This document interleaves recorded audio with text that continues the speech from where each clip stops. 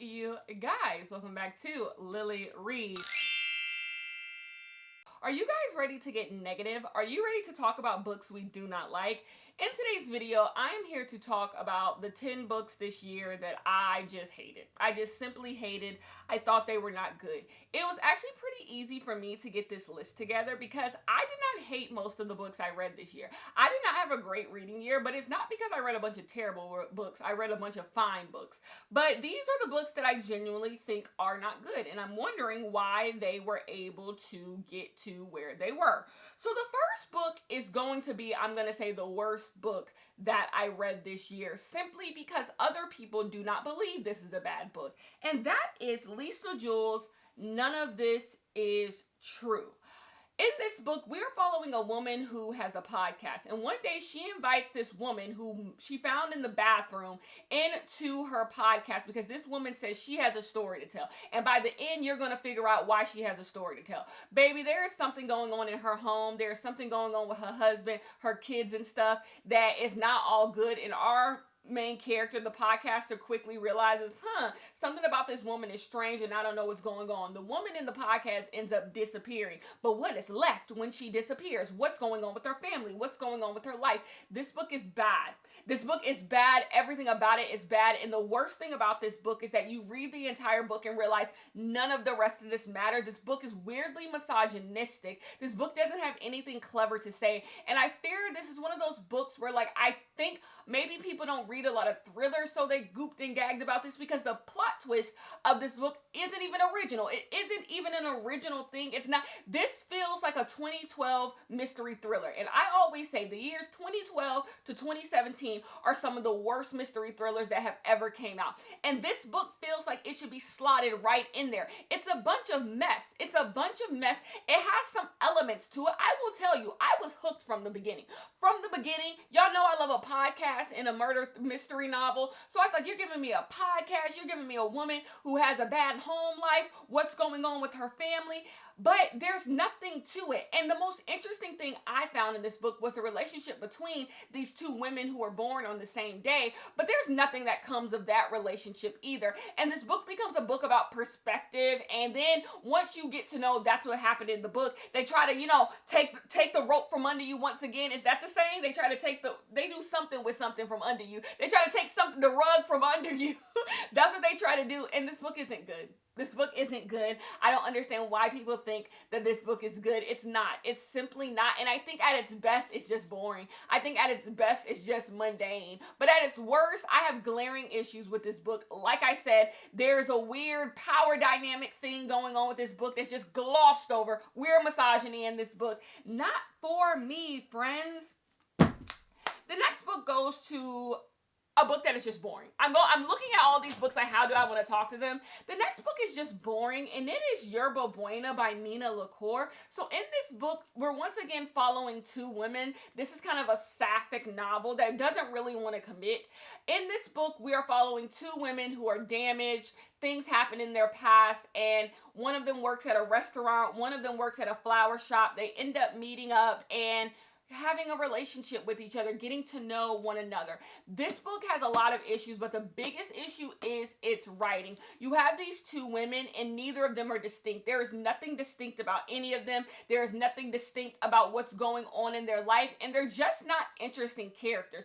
They're just not interesting characters, so when they come together, you're thinking, like, why do I need to see these characters together? When apart, they were abysmal. They were boring. There's nothing going on. And this book keeps trying to harbor that these women are damaged. These women are so damaged. They've been through so much. But it's just like, that wasn't shown in the book. It was not shown in the book that these women have just had these horrible, terrible, unfortunate lives. Like, outside of maybe one thing that happened forever ago, like, these women are doing perfectly fine. Like, one of these women's damage is that she's sleeping with somebody's husband. Like, is that really, like, the worst thing in the world? Like, as far as, like, damage to yourself, trauma? Like, come on.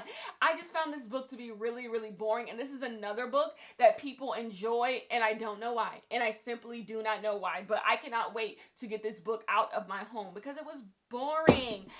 Another book that I feel like has another like 100 pages that just aren't in my book. I've heard that happening to people where like people will buy a book and it's missing pages. I think this is what happened with this book. And that is Gilly McMillan's To Tell You the Truth. So in this book, we are following a woman. She is big, she is successful, she's all great and amazing. And she has a husband who is a moocher. He is a moocher and she's not doing nothing about the fact that he be mooching off of her. Well, one day he ends up dead, so I guess it don't matter. But our main character quickly is presented to us as like an unreliable main character. And basically it's just like, did you kill him? Because she has a brother who went missing back in the day, and she has voices in her head that tell her to do things and not to do things. So what is going on here? I can do the voices in my head thing. Like, if you give me a story and it's how I have voices in my head, if you give it to me early, I can probably get on board with it. But this was ridiculous. This was absolutely ridiculous. The voice in her head was just like, what's going on here? Like, it was silly. The word for this book is really, really silly. Oh, and I hope you wasn't wondering what happened in this book. I hope you wasn't wondering what happened to her brother and why he went missing. You'll never know. You will never know. The crux of this mystery novel is something that happened in her past, and baby, you'll never know.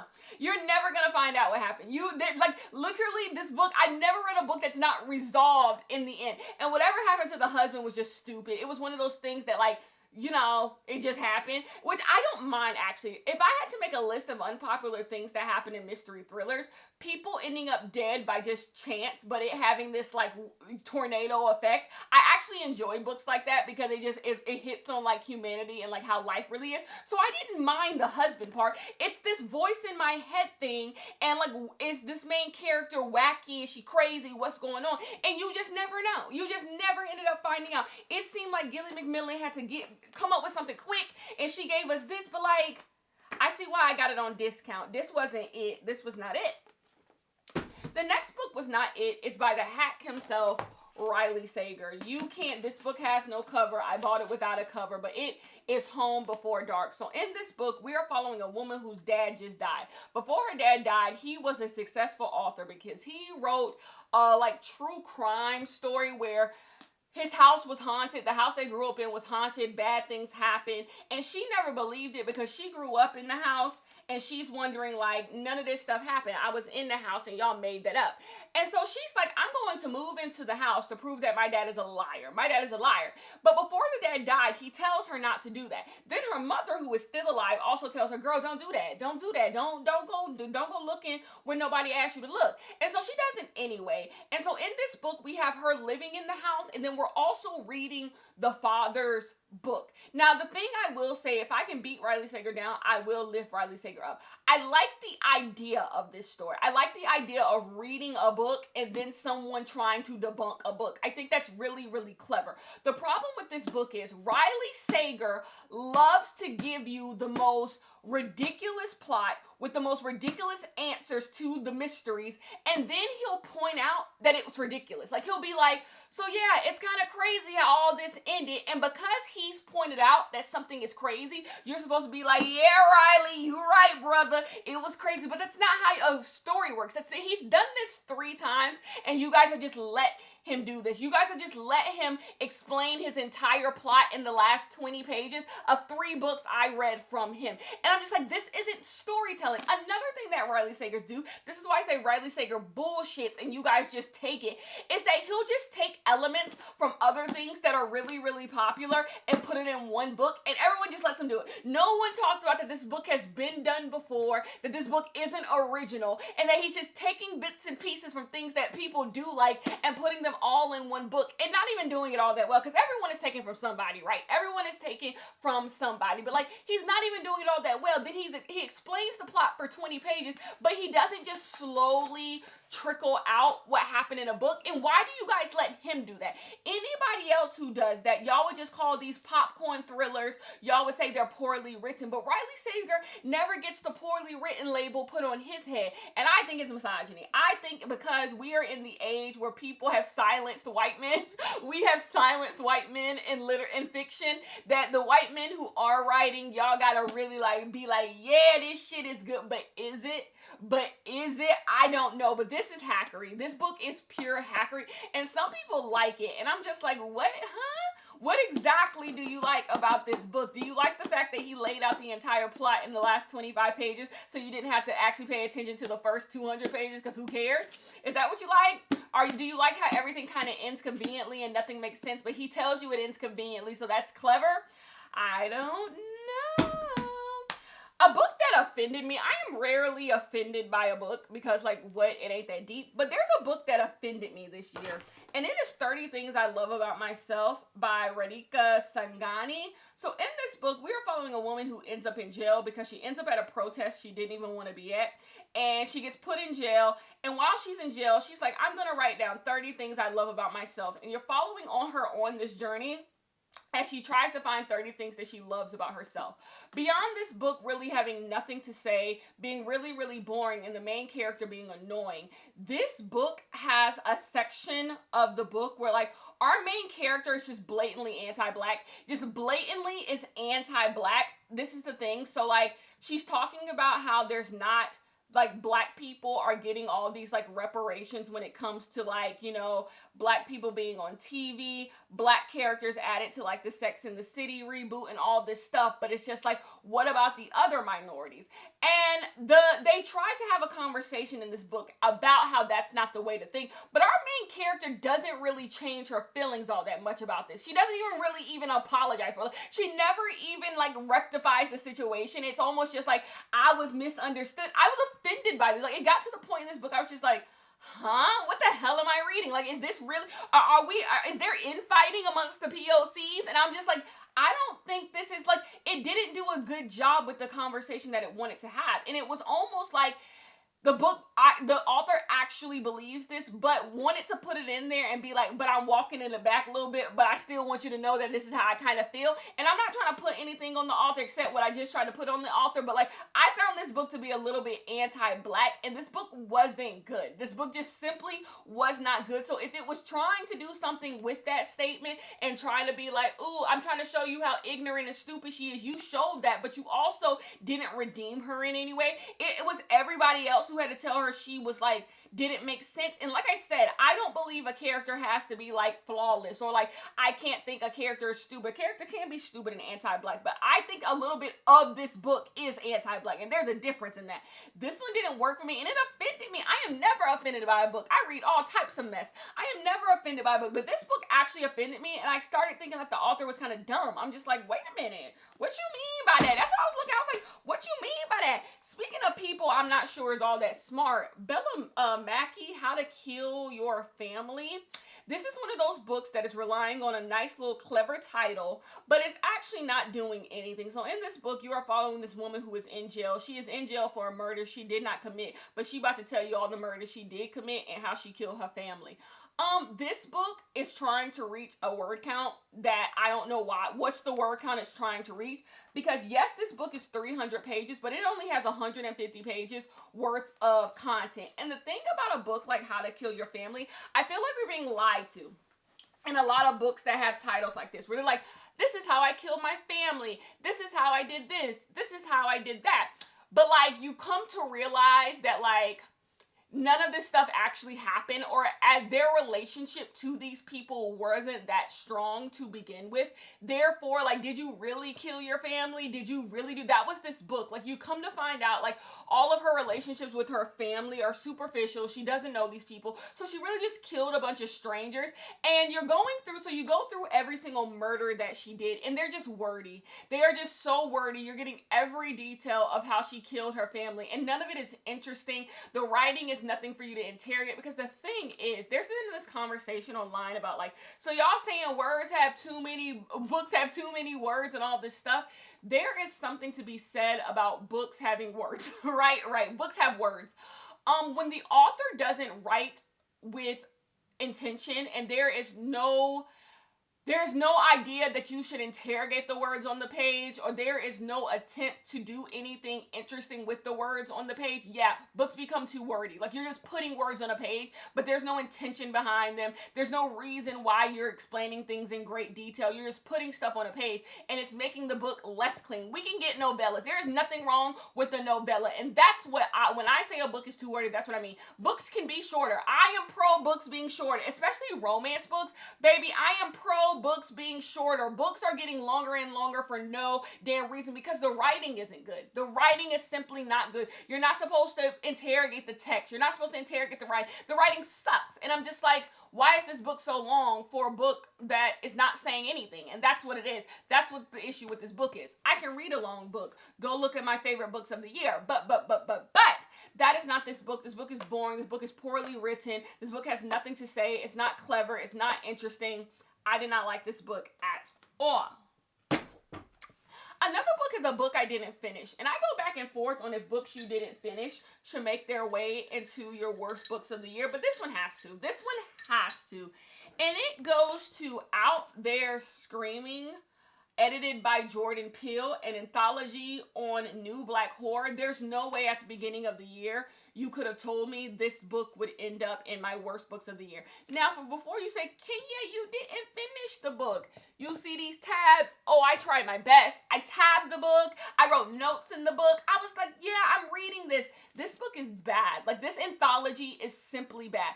I have never read an anthology where I read 1, 2, 3, 4, 5, 6, 7, 8, 9 stories in the anthology, and I liked kind of one. I kind of liked one, and I found the rest to be damn near unreadable, to the point where I had no clue what was going on in any of them. I went on to Goodreads to see if anything was worth finishing, and it didn't seem like much. This wasn't good. I don't know where it went wrong. I don't know. The thing is, the premise of this anthology is like, I think Jordan Peele asked him, like, what's the scariest thing to you? What is the scariest thing to you? And write about it, right? But there should have been a little bit more to the prompt. There should have been a little bit more to the prompt. It should have been cleaner, because everyone in this book is a perfectly competent writer. It is not for lack of skill. Everybody in this book, I think, has written something that is worth reading outside of this. All of this is just bad. And it's just like, what happened here? This is almost one big joke. Do not pick this up. There's a reason why you are not seeing this book appear in anybody's best books of the year. There's a reason why people just stop talking about this stuff, because nothing good is happening here. And the thing is, a lot of these books are like fantasy sci-fi. Let's talk about it. This says horror anthology. It's not. This book is not a horror anthology. This book is sci-fi, fantasy, all of that. Horror, not much. Definitely no mystery, no thrillers, no goops, no gags.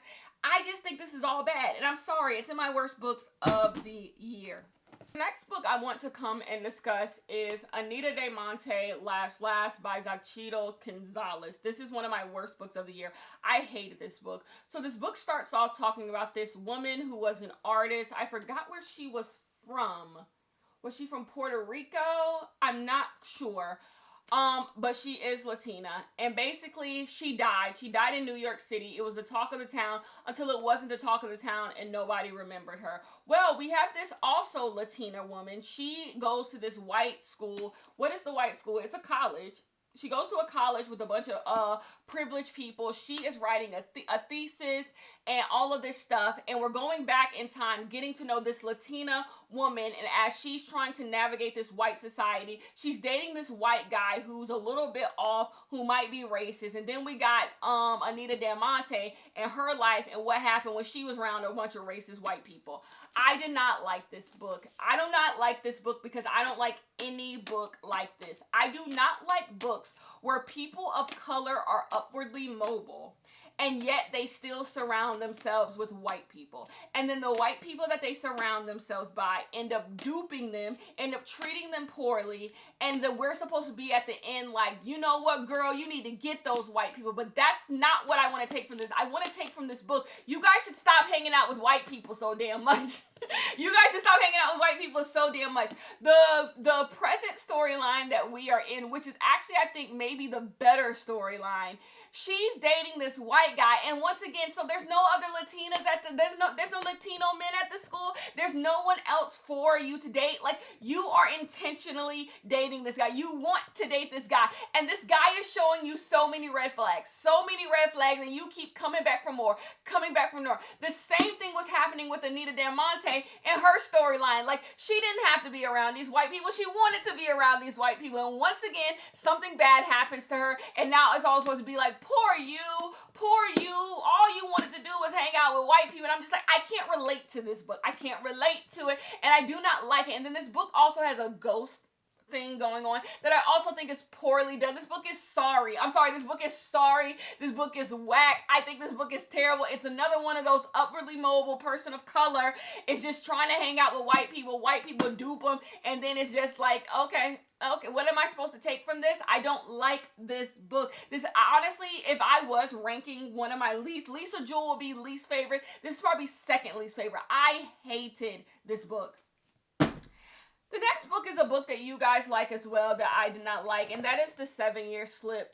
You guys know what The 7-Year Slip is about, but in this book, we have a woman who was left in an apartment by her aunt who died, and quickly she realizes this apartment is magical, and this apartment takes her back in time where this guy was subletting this apartment. So anytime she goes into this apartment, she is back in time where this guy is subletting this apartment. When she leaves the apartment, she goes back in time. Now, every time she goes into this apartment, it's not always in the past. Sometimes it's in the present day. And basically, she ends up meeting this guy in the current day, and, you know, they start a romance, and that's this book. Okay, one thing, unexplained magic. Unexplained magic is going to have to give me something. If I am going to suspend my disbelief and do the unexplained magic thing, you are really going to have to sell it to me, and that's not what this book did. More so, I felt like this book had to keep trying to explain its own magic as the story kept going. We kept getting rules about this apartment the more and more you read, and I'm just like, why couldn't you have laid this out in the beginning of the book so it just made more sense? Anytime you would have a question about how something works,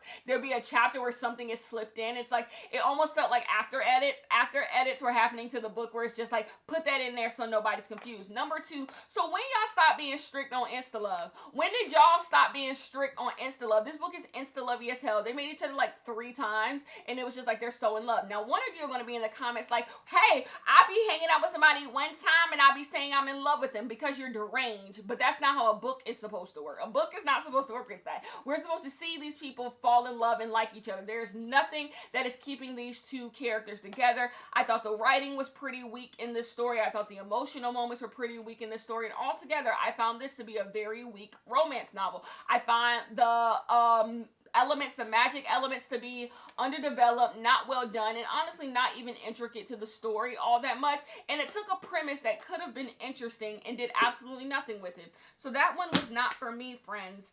And the last book is The Single Dad's Club. In this book, we are following a woman whose family have lost all their money, done went to jail, and she is trying to start over in a new town because she also was not on the up and up. She was doing a bunch of stuff she wasn't supposed to do. And then we have this guy who became a father unexpectedly. He lives in this town, and he's just going to make the most of being a new dad. Even though he's not with the mom, he's going to try to be a father, even though he did not want this baby. And so basically, our two characters meet each other in a coffee shop, and they begin getting to know each other, and this is their relationship. Now, you might be saying, Kenya, that could work, right? That sounds good. I love a like strangers to lovers type of book. So this seems up my alley. This book I don't think was written by a real human being. I got this book from God knows where, but this book is bizarre. You'll be reading this book and all of a sudden nothing will make sense in this book. Like, a character will react to something that did not happen, or a character will start talking and then what they're talking about has nothing to do with what a character just said before them, or a character will say something after a character is talking and it has nothing to do with what's going on. There's weird jumps in like timelines. The timelines don't make sense. None of this makes sense, and I'm just wondering what's going on. And this is not the first time I've heard about this happening in books where like dialogue doesn't make any any sense. Things aren't working together. This book is here because I don't think this is a completed book. Something about this book feels AI-y, and I don't want to be mean because maybe it wasn't written by AI, but it clearly wasn't edited well then. Like, whoever was editing this book didn't do a good job. But this book was genuinely bad, and there could have been some bones there, but like every time a character would talk, it'd be like, what the hell is going on? What's going on with this story? So altogether, this book was just bad. This book was just bad because it was just poorly written. It was poorly edited, and honestly should have never made its way to print, and damn sure shouldn't have made its way to my house after I spent my hard-earned money on it. This is a book where I feel like I got cheated. Like, someone needs to give me my money back, because like this wasn't what I paid for. This was not what I paid for. Anyways, those are my worst books of the year. I wish I could come and rage about them some more, but I don't even remember what half these books were about. Like, I was disgusted and moved on with my life. But I will talk to you guys in the next one.